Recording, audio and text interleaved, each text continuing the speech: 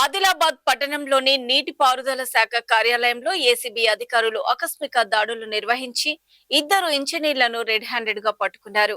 ACB DSP Madhu తెలిపిన వివరాల ప్రకారం సోనాల గ్రామానికి చెందిన ఓ వ్యక్తి తన పౌల్ట్రీ ఫామ్ ఏర్పాటుకు అవసరమైన ఎన్ఓసీ కోసం దరఖాస్తు చేసుకోగా నీటిపారుదల శాఖ ఈఈ రాథోడ్ విఠల్, ఏఈ రమేష్ 1 లక్ష రూపాయలు లంచం డిమాండ్ చేశారు.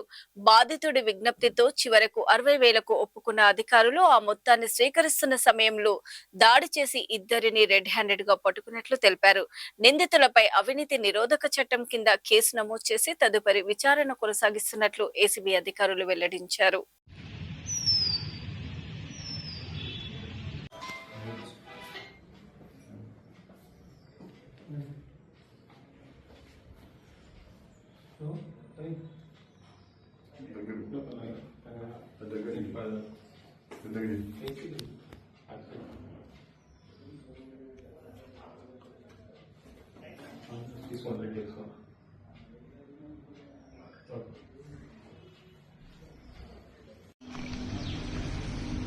గుడ్ ఈవినింగ్ అండి. నేను ఏసీబీ డీఎస్పీ ఆదిలాబాద్. నా పేరు జి మధు. ఈరోజు ఇరిగేషన్ డిపార్ట్మెంట్ వాళ్ళు, సిఐడి డిపార్ట్మెంట్ వాళ్ళు, ఈ గారు రాథోడ్ విఠల్ గారు,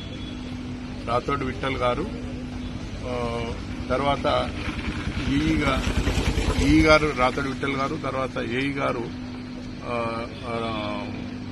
రూపావతి రమేష్ గారు ఒక కంప్లైంట్ దగ్గర నుంచి 60,000 డిమాండ్ చేసి ₹1,00,000 మొదటగా ₹1,00,000 డిమాండ్ చేస్తారు.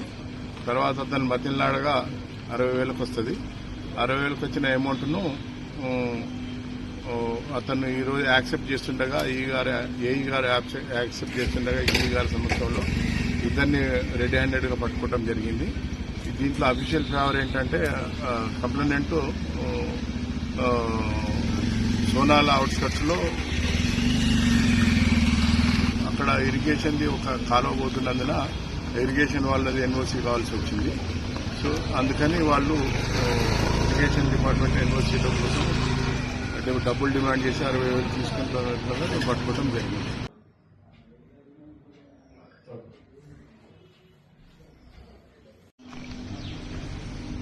గుడ్ ఈవినింగ్ అండి. నేను ఏసీబీ డీఎస్పీ ఆదిలాబాద్.